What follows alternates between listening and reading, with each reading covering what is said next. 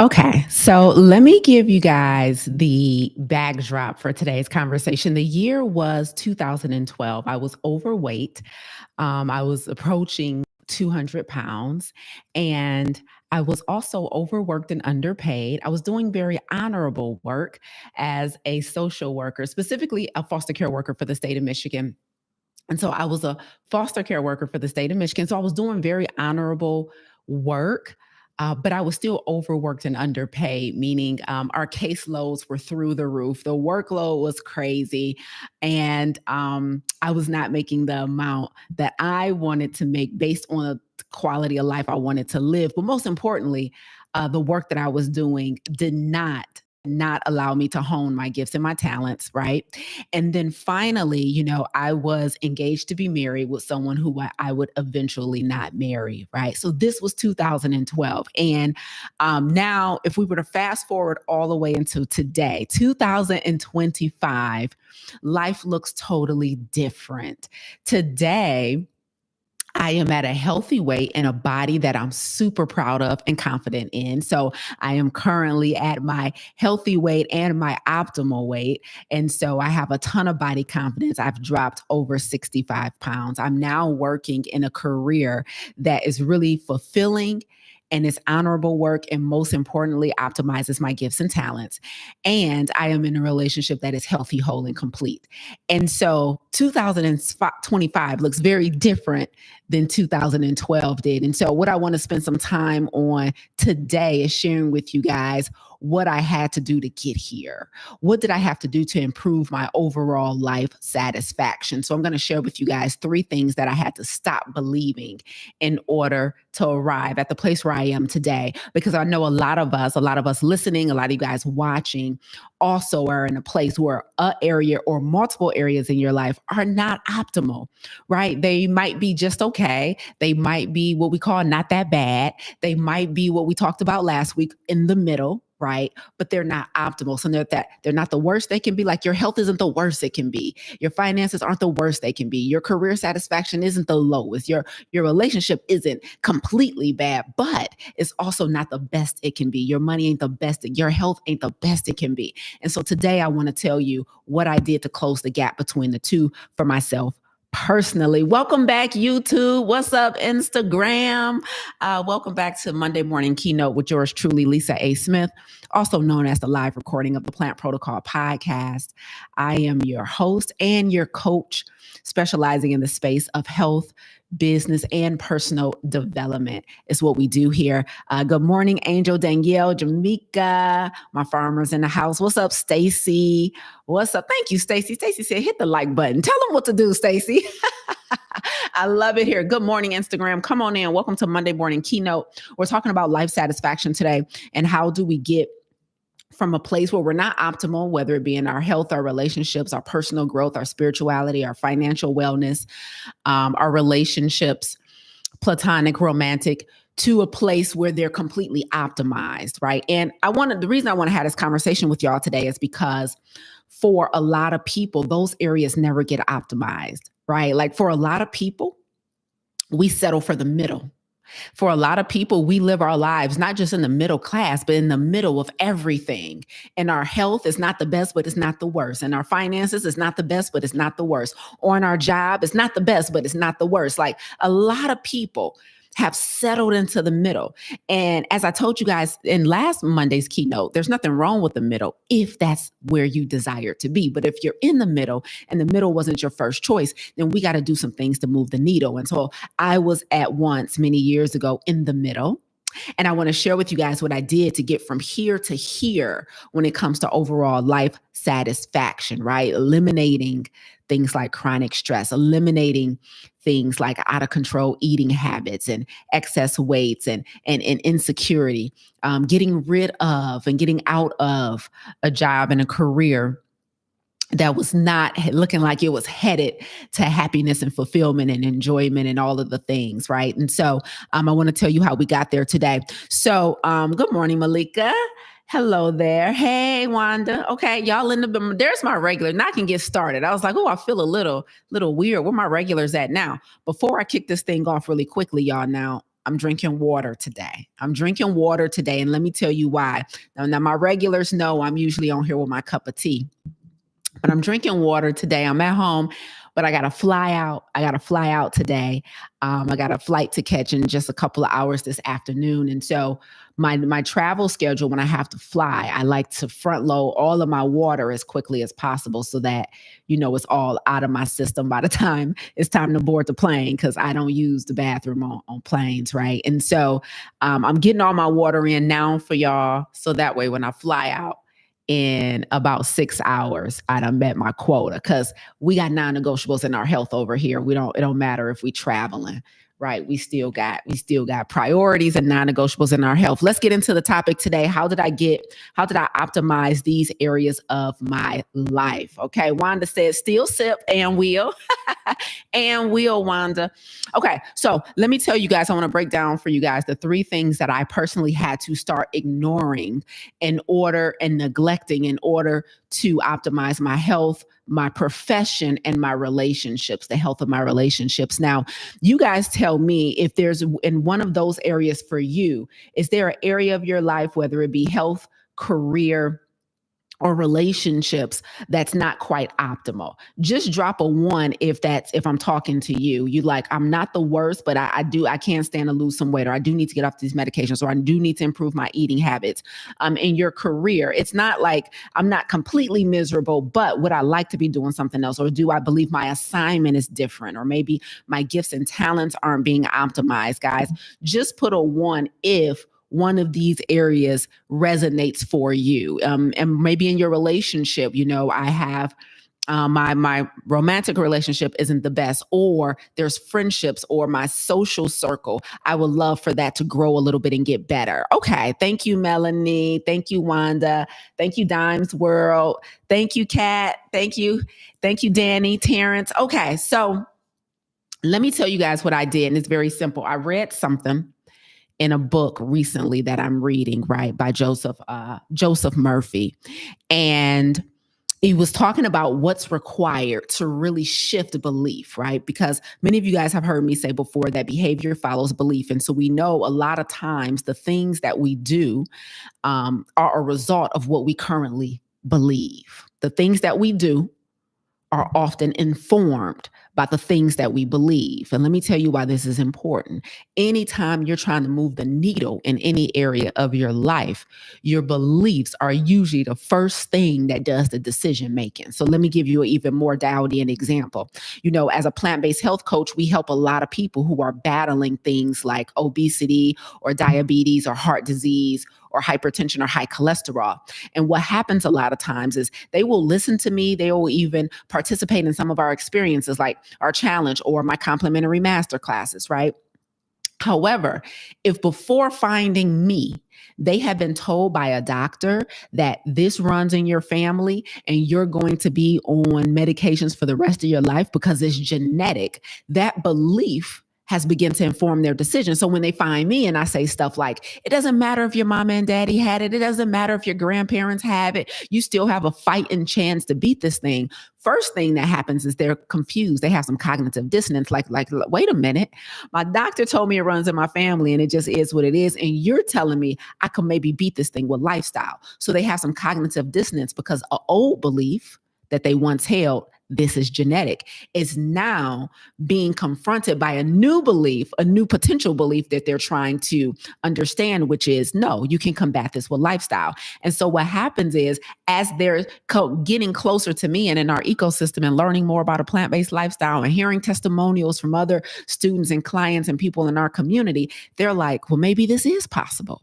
Maybe I don't have to be on blood pressure meds for the rest of my life. Maybe I don't have to be overweight for the rest of my life. Maybe there is a fighting chance to beat this type 2 diabetes. And they're like, I don't know what to think or what to believe, but slowly, the longer they stay in our community, the more they do our challenge and come to my masterclasses and listen to our information. But then the more they start doing the things I'm teaching, they're drinking the water, they're eating the plants, they're eating the fiber, they're eliminating the stress, they're eliminating the sugar, they're eliminating the animal products. They're seeing their numbers change and a new belief begins to emerge. And when that new belief begins to emerge, they start going harder because now they really believe it's possible. They got some evidence that it's possible and they really start going harder, right? That's what it means to say that belief precedes behavior. And so I'm here to suggest to you guys that if there's an area of your life that's in the middle, it's not the worst, but it's not optimal. The first thing you want to check in with is the beliefs that you're holding in that space. Maybe you believe marriage is supposed to be hard and difficult and challenging.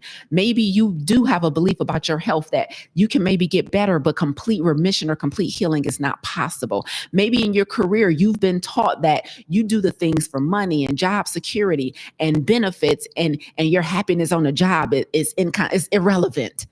Right? Do you have a belief that's informing your decision making? And I'm going to tell you what several of my beliefs were. And when I began to change and shift these things, then things started begin to change and shift in every area. So let's get into number one. I want to talk about faith. Okay. And so I'm going to tell you what all three things are first, and I'm going to break each one down.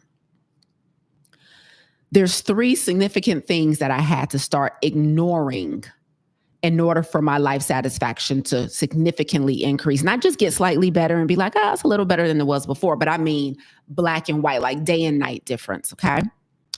And those three things are my senses, my sight, my hearing, and touch. I'm going to say it again, then I'm going to break it down. In order for my life satisfaction to go from average, 5, 6, to above average, 12 out of 10, I had to start ignoring, and I want to be even more extreme. I had to start neglecting my sight, my hearing, sound, and touch. I had to start ignoring my senses. Let me make it plain. So when I was growing up, even to this day, like education is a big value system in my family, but not because necessarily my mom said that to me over and over again, but because I watched her go to college even after having 2 kids. I watched her go back to school. She finished her bachelor's, she finished her master's, and she got a job working for the federal government. Then my auntie, same thing, bachelor's, master's degree, job working for the federal government, right? I've watched my auntie, who's like a genius in the tech space, work for big companies like IBM, whatever. My uncle, who's like a brilliant salesman, I watched him work for all these different companies, right? He done sold everything from mortgages to vacuums. He's just like brilliant when it comes to sales and marketing. And so my whole life, I watched people work jobs, right? I watched people get up and go to a work at a business that they did not start. Okay. So when I graduated from college with my bachelor's, what was my plan? The same. I wanted to do everything I saw, right? I'm like, okay, I guess the next step is to start applying for jobs, to get a job that's going to pay me a predetermined salary that I didn't have a say in. And then that's going to ideally give me some time off every now and then if they so desire to approve it. And then that's going to pay me some benefits that's going to help, supplement my health care and all of these things. And so that's what I did. But guess what happened, y'all? Something crazy started happening. A few years into working as a foster care worker, I got a government job, just like my mom did. I was working for state government. She was working for federal government. But a few years into working this job, I realized I didn't like it. Now we have a problem because at first, my behavior and my beliefs were aligned. I believed that the order of operations was schooling, higher education, higher degree, land a good job, work the job for years, retire. That was my belief. And so I followed that system and I got the job. But then I started having issues a few years into the job when I realized I wasn't happy at the job. And I'm like, well, I want to travel and I want to see the world. And that's what I'm really excited about. And that's what I'm passionate about. I don't know why I was obsessed with seeing the world, but I was. And so now we have cognitive dissonance. Now we have some challenges. Now we got some friction because now my beliefs no longer align with my behavior. I'm working a job, but my desire is to do something different. And so I eventually made the decision to start my own business in 2015 and become an entrepreneur and eventually, become a full-time entrepreneur. However, what I had previously seen, witnessed, did not align with that new decision. So the only way I was able to move the needle in my career satisfaction is I had to literally ignore what I'd seen. My senses were working against me. Like if I wanted to do something different that will provide me the freedom that I desired, for me, it was time freedom. It was geographic freedom. I'm flighty. I need to be able to go at any moment, right? I needed time freedom. I needed geographic freedom. I wanted unlimited financial possibilities. And I wanted personal freedom. And what I mean by personal freedom is, like, for example, I don't like to wear slacks. So I didn't want to work somewhere where I had to do something that didn't align with my personal preferences. I don't like wearing slacks. I don't like wearing suits. I don't like wearing pumps. So I needed personal freedom to be who I was and whatever I wanted that to look like, time freedom, geographic freedom, and then, of course, unlimited opportunities financially.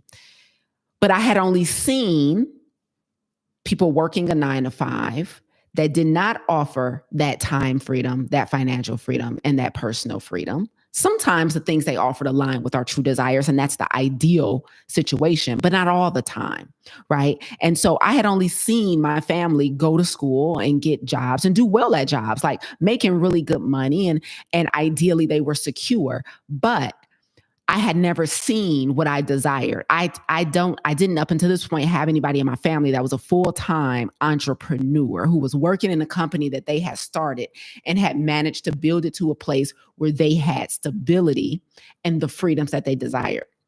The very first thing that I had to ignore in order to improve my life satisfaction was my own sight, my own vision. Listen to me very closely. Your senses are at the root of a lot of your unhappiness because you're making decisions only based on what you can see. So when they say walk by faith, not by sight, this is exactly what it meant for me.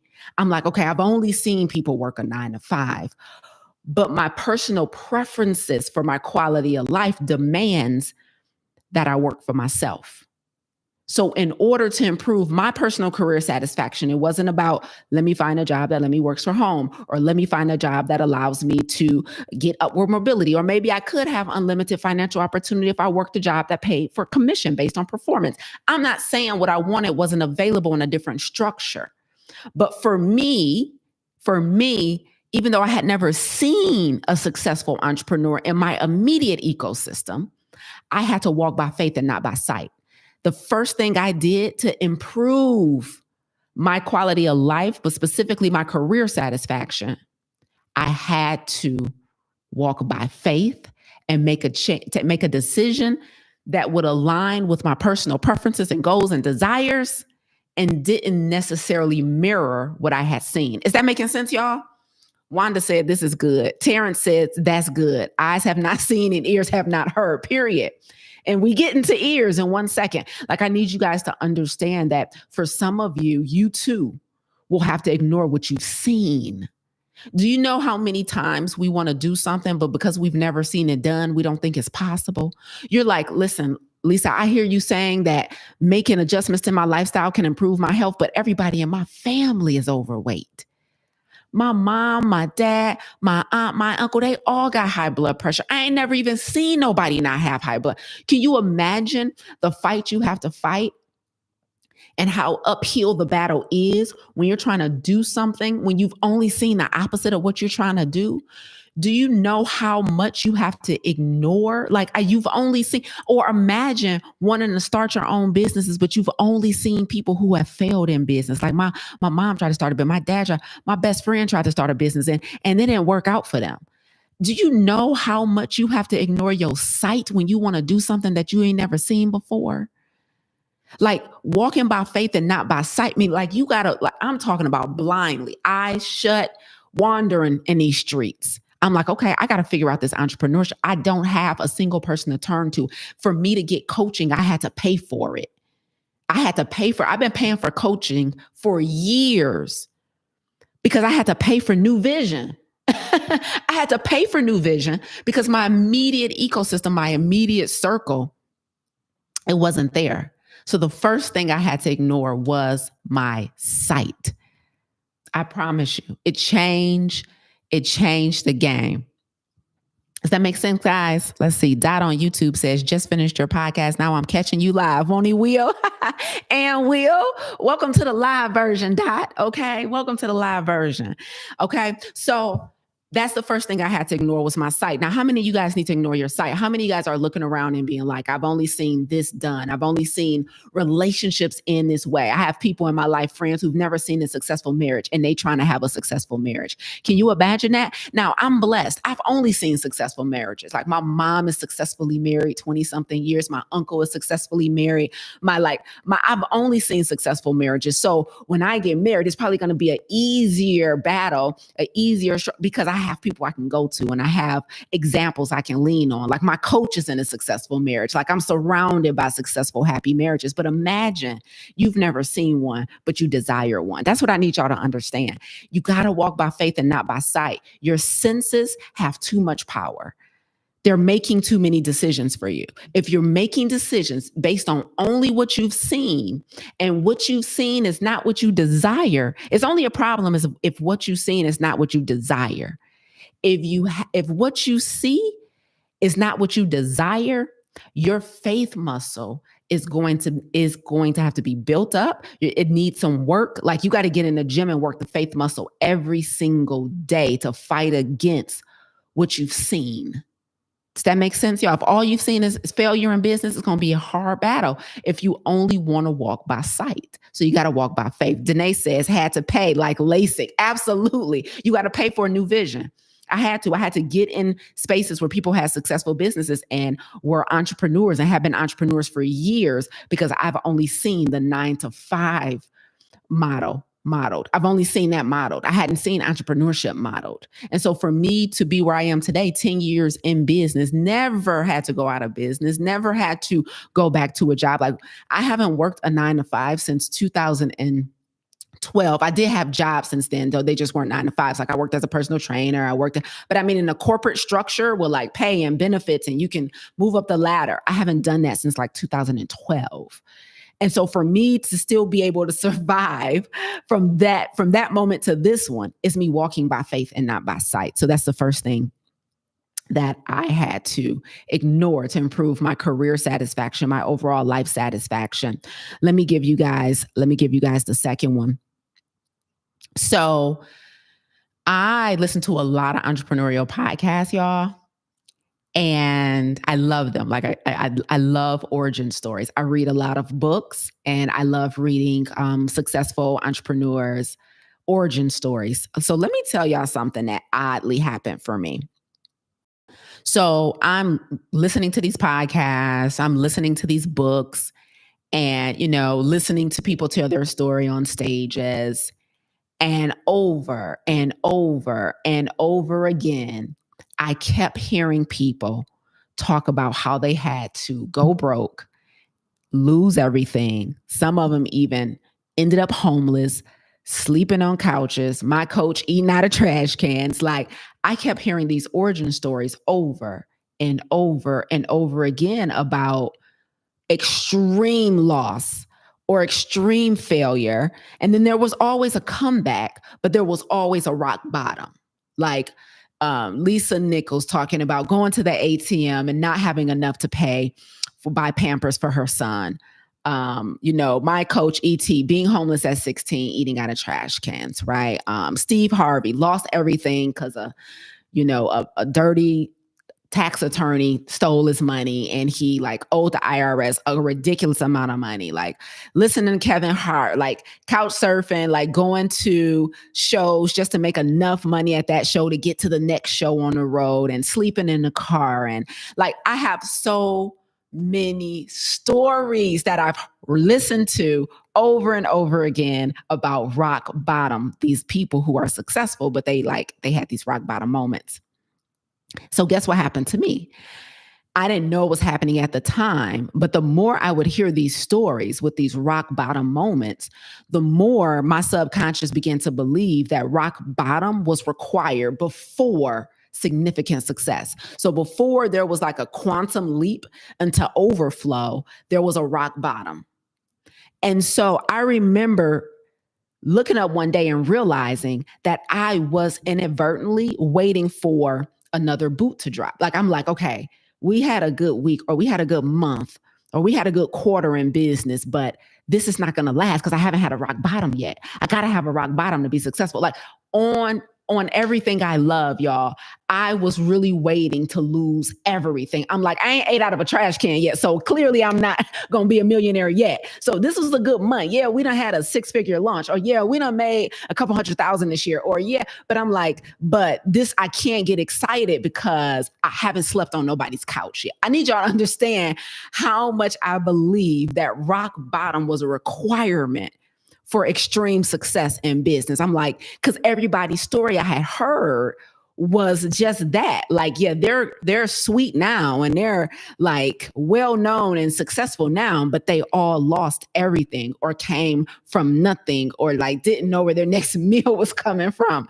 And so I was like, I couldn't even celebrate some successes because I'm like, I know this is not going to last because God requires you to have a rock bottom before you can be successful. Like, so guys, finally, I had a moment, a light bulb moment where I slowly started realizing like that might not be the truth for everybody because some kind of way, every week, every month, every quarter, every year, God keeps making a way for us to stay above board and allow me to eat another meal and allow like some kind of way all the lights stay on. Like some kind of way I don't have to let anybody go because we can't afford to pay them. Like some kind of way things keep working out. And finally, I had to face the facts that what I was seeing in my business, we continue to be able to stay in business, was not adding up with what I had heard. The second thing I had to ignore to improve my life satisfaction was my hearing. I had heard all of these stories about everybody else losing everything and everybody else having a rock bottom. And it was hard for me to believe that that wasn't required to be successful. But I couldn't, I got to a point in business and in life where I couldn't ignore what I was saying. I'm like, yeah, but every time I think it's over for us, a blessing comes through. And then the blessing started compounding. And so the second thing I had to do to improve my life satisfaction was walk by faith, not by sound. The first one, walk by faith, not by sight. I had only seen people work a 9 to 5. The second one for me was walk by faith, not by sound. I had only heard of people having success following rock bottom. So I thought that was going to be a requirement for me. Let me give you another example I remember. Several years ago, I enrolled at Wayne State University because I didn't think I was qualified to help people in their health. And, I was super passionate about health and I had done a ton of work to master nutrition science and exercise science and lifestyle science. And I felt qualified to help people make some significant shifts in their health. But I had heard from a handful of clients that my doctor said, and I'm like, they're not going to believe me unless I'm a doctor. And then when I go to events and I was going to these plant-based conferences and on all the speakers were doctors on stage. And I'm like, shoot, in order to be credible, I need to become a doctor because I had heard and seen everybody else that seemed to have authority in the space. They had these doctors after their name. And so I made the grave mistake of enrolling pre-med at Wayne State University because I didn't feel like I was qualified.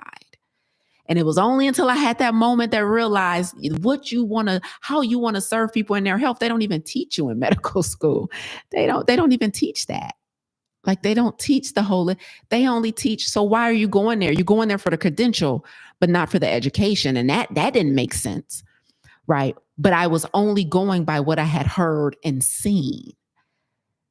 And so I deemed myself as unqualified.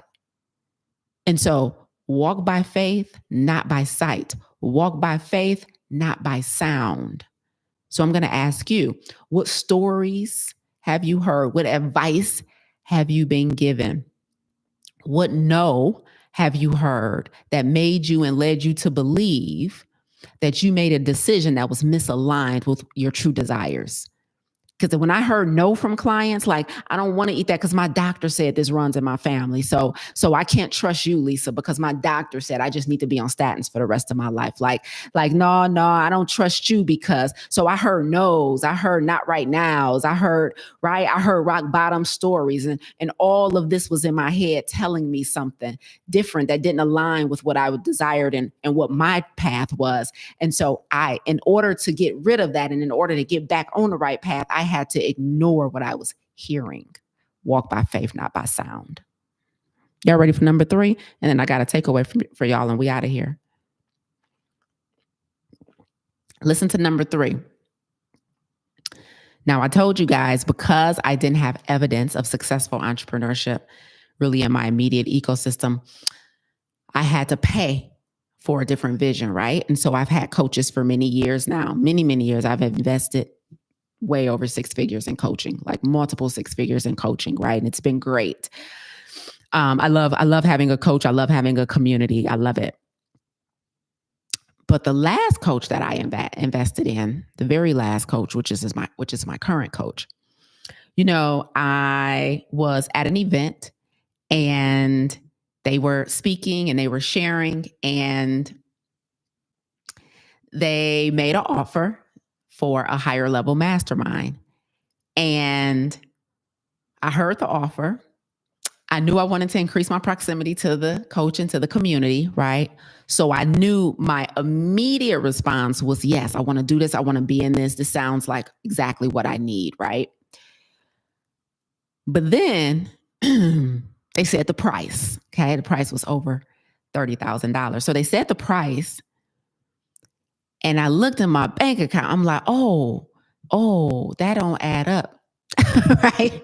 I'm like, that price don't add up what I can put my hands on. You know what I'm saying? Like, I'm like, dang, this, okay, but this, I'm like, and if you still, and even when I carried the 1 and did some division, I'm like, that's still, right? Because I had just like, I'm like, I had just like bought a house. I was like, okay, and I got to make this make sense. Now I really feel in my spirit, this is the next place I need to be. Like, I really feel in my spirit, this is where I want to be. This is the coach I want. This is the community I want.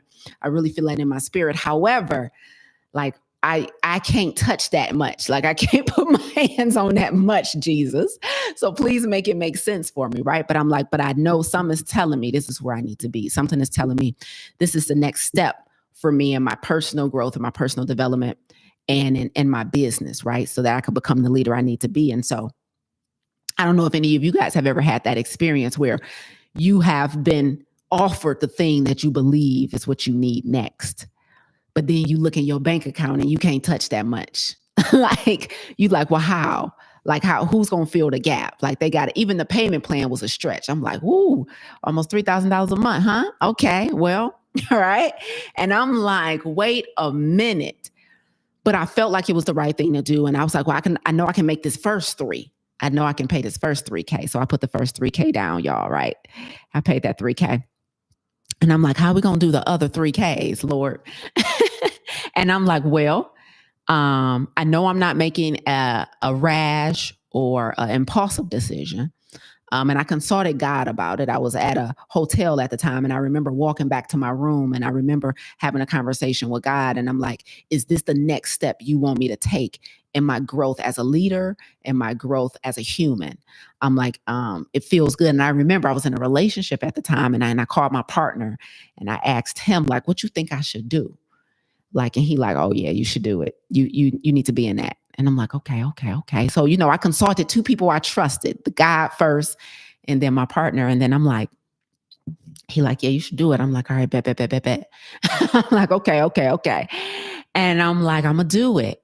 And I don't know how. I'm like, all right, well, we got to make money and be like, I'm like, okay, well, the good news is we generate our own money, right? So we got some control over this. And so I went ahead and I took the leap and I decided to make the investment, and I didn't miss a payment. And we managed to be successfully in a community from that day to this one, years later, right? So much so, I didn't know at the time, obviously, what it would turn into or what miracles would happen in the community, but it ended up turning into us signing a partnership deal with the community, right? With the community. And it turns out, right, to this day, right, I end up meeting people in the community that like are extremely meaningful to me. And so relationships, business, just so, and then my own personal growth and development as a leader and so forth and so on. And so it ended up being by far to date one of the best investments I've made. But I didn't know it at the time. And I was willing for a moment to base my decision on what I could touch. I'm like, I can't exactly touch 30K, so maybe I shouldn't. Right. And so the third thing that I had to start ignoring in order to improve my life satisfaction was what I could touch. Like sometimes we think if I ain't got it, I ain't going to get it. If I ain't got it, provision is not going to be provided. And it's not true. So for me, taking my life satisfaction to mid 5, 6 to a 12 out of 10 require me to ignore my sight, require for me to ignore my sound, and require for me to ignore what I could touch. Just because you can't put your hands on it, just because you can't figure out how it's going to happen, just because you are unsure how you're going to make it work, doesn't mean you shouldn't. And for some of us, a lot of you, your mind maybe works like mine once did, which is I only make decisions based off what's in front of me, what I can see, what I can predict. And sometimes that's not the best way to make decisions. You got to walk by faith, not by sight. Walk by faith, not by sound. Walk by faith, not by touch. For some of us, our senses are keeping us stuck because we're basing only on what we see, what we hear, and what we can touch. Let me tell you something. When I worked as a foster care worker for the state of Michigan, we got a lot of bad cases. So Child Protective Services would take the children out the home. And once they took the children out the home, it was my job as the foster care worker to begin doing the work to hopefully reunite the child with their biological family if their family, acquiesced to court orders. And let me tell y'all something. Some of the worst cases that I saw or that we saw in foster care were cases of what we call neglect, right? Meaning the kids will come in and they will be dirty, like physically dirty, teeth yellow, rotten, right? They will smell bad. Their reading and their literacy level will be below what it should be for their age. And so some of the worst cases we saw in foster care were cases of neglect, educational neglect, right? Nutritional neglect. Kids will be below weight. They will be pale, right? So they weren't eating healthy. They weren't going to school. They weren't being cleaned. Like some of the worst cases were cases of neglect. And so, of course, I built like neglect. For a lot of us is a bad word. Like we shouldn't neglect things. Like you want to take care of stuff because what you don't take care of will automatically begin to move towards disorder. That's the law of entropy, right? Anything that you ignore and don't take care of will move closer and closer to disorder, right? However, bear with me, y'all. However, sometimes we have thoughts and beliefs and emotions that are attached to those thoughts and beliefs that we should go out of our way to neglect. See, neglect, most of us, like I have associated with a bad thing. Like you don't want to neglect your relationship. You don't want to neglect your finances. You don't want to neglect your health, right? You're absolutely right. But for some of us, we're entertaining things that should be neglected. For some of us, we're entertaining thoughts of fear that should be neglected. For some of us, we're entertaining thoughts of lack that should be neglected. Fear, I read a line recently in a book that says, fear thoughts have no heavenly credentials. They have no credibility. Thoughts of fear have no credibility. Thoughts of lack have no credibility. Thoughts of I'm not enough, so I'm going to enroll in medical school. I should have neglected that thought. It cost me thousands of dollars because I gave attention to something that should have been neglected. Like for a lot of us, the things that we've entertained around beliefs and stories of lack and not enough and it won't work out and I'm not good enough and it's too late for me and it's going to take too long, and all of these stories, for a lot of us, we've entertained them and fed them so much that they've grown and they've been able to take over. But what we should have really done is neglected them. This book also said, take your attention away from thoughts of fear and they will die of neglect. For some of us, the things that we've seen, the things that we've heard, the things that we can currently touch, and we think that's all we have access to, we need to start letting those beliefs that are attached to those things die of neglect. Anything that you don't take care of will die of neglect. And some of us are not doing a good job at choosing what we should feed and what we should starve. I was in church yesterday, and my pastor said, the point of giving something up is so that you can learn what you can live without. Right. And so for some of us, we're like, no, I got to have this security blanket. Right. Or, we're staying in relationships because we don't want to be alone, because we believe like this is the only love and somewhat of intimacy that I have access to is the person I can reach over and touch right now. But if you know that's not it, if you know that's not home, don't be afraid to let go of what you currently have so that you can bear witness to what you can live without. He said the point of giving up something and letting things go is so that you can learn what you can live without. You can learn what you're capable of. Like for a lot of people, when they come into our ecosystem and they're like, I'm willing to reduce sugar. I'm willing to reduce dairy, but I don't want to give up cheese completely. We're afraid to give it up because we don't think we can live without it. We're afraid to give up doing things, DIY, do it yourself, because we don't think, like we think I can't afford to pay for anything. There's no way I can live without sugar and cheese and chicken, even though it's killing me slowly. My numbers say so. My weight shows it. My energy levels is evidence of it, but I want to retain some of it. And because we're unwilling to see what we're able to live without. Let me tell you something. For a lot of us, fear keeps winning because fear keeps getting fed. I'm going to say it again. Fear keeps winning because fear keeps getting fed.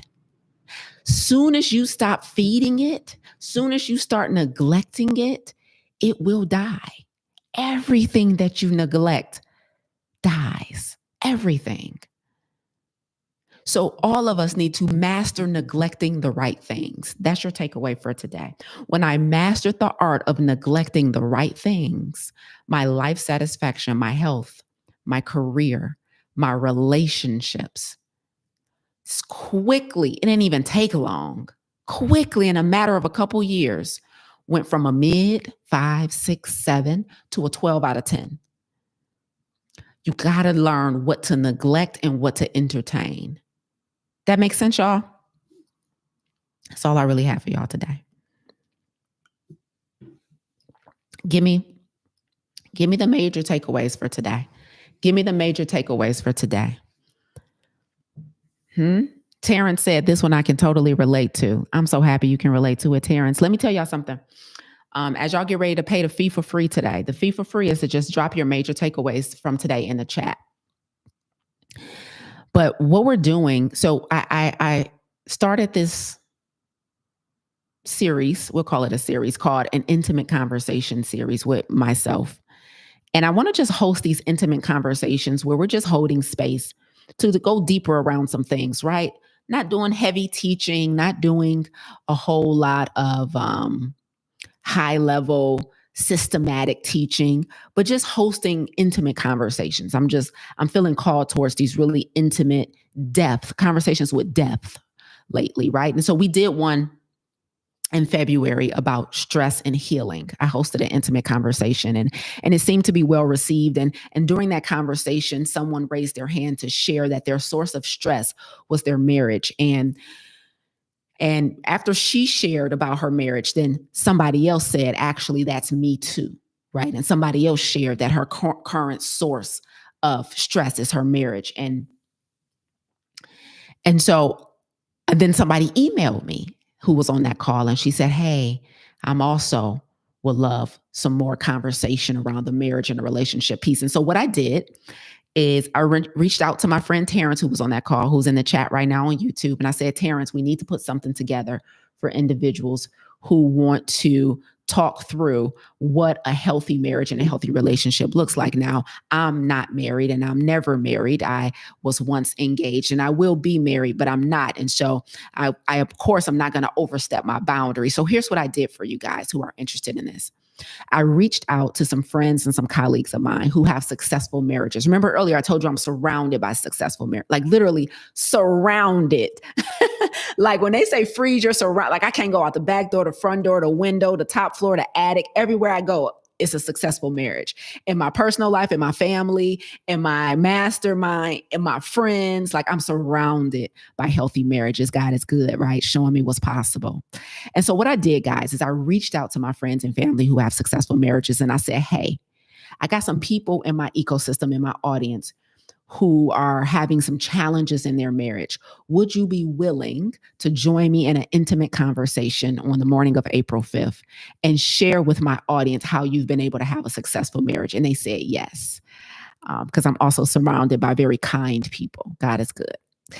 And they said yes. And so what we're going to do is I'm going to host an intimate conversation called The DNA of Healthy Marriage on Saturday, April 5th. At I think it's 8:30 a.m. Eastern. And it's free. It's virtual and it's free. If one of the areas of your life for which you desire to improve your satisfaction is in your relationship, romantic relationship, then I want to invite you to join us in this intimate conversation Saturday, April 5th. Again, it's free. All I'm doing is facilitating the conversation. I'm not adding to it. I've invited Terrence. So we got 3 or 4. We got Terrence and his wife. We got the Hurstons who are on today. We have the Bellanys. So these are people who have been married for years. And I reached out to them and I said, hey, I got people in my audience. They need help in their marriage and in their relationship. And I'm wondering if you will come in conversation. We're going to do a panel. So about 3 or 4 couples, we're going to do a panel. So for those of you who want to move the needle in this particular area, I want to invite you to that conversation. YouTube, the link is pinned at the top of the chat. Instagram, the link is in my bio. You can also just DM me and say the word marriage, and I'll send you the link to register for this intimate conversation. So if you need to hear, listen, I need to ignore what I've been seeing in other relationships. I need to ignore what I saw with my parents. I need to ignore what I hear about people in their relationships. I need to walk by faith in my marriage. I need to walk by faith in my relationship. Then I want to invite you to that conversation. Terrence said 4 couples total. We got 4 couples, guys, who are happily married, right? But they had to do some work. They admittedly, some of them had to do some work to get to where they are today. And so I want to be in service to you guys and host this intimate conversation on Saturday, April 5th. So guys, get registered. The link is pinned here on YouTube. And again, it's in my bio on Instagram, or you could just DM me. And we're going to help you move the needle. And listen, it's going to require work. It's going to require work. For me to ignore everything I had seen and heard in all those areas of my life up until now, it required work. I had to neglect some things. I had to neglect some previously held beliefs. I had to neglect new limiting beliefs that tried to pop up and tell me a different story, right? Because those old beliefs are well trained and they know how to rewrite themselves and reappear. Ooh, them tricky little devils, ain't they? Then you think you got rid of one belief and they go back into the lab. It's like COVID, right? What's the new version that come out at a limiting belief? Honey.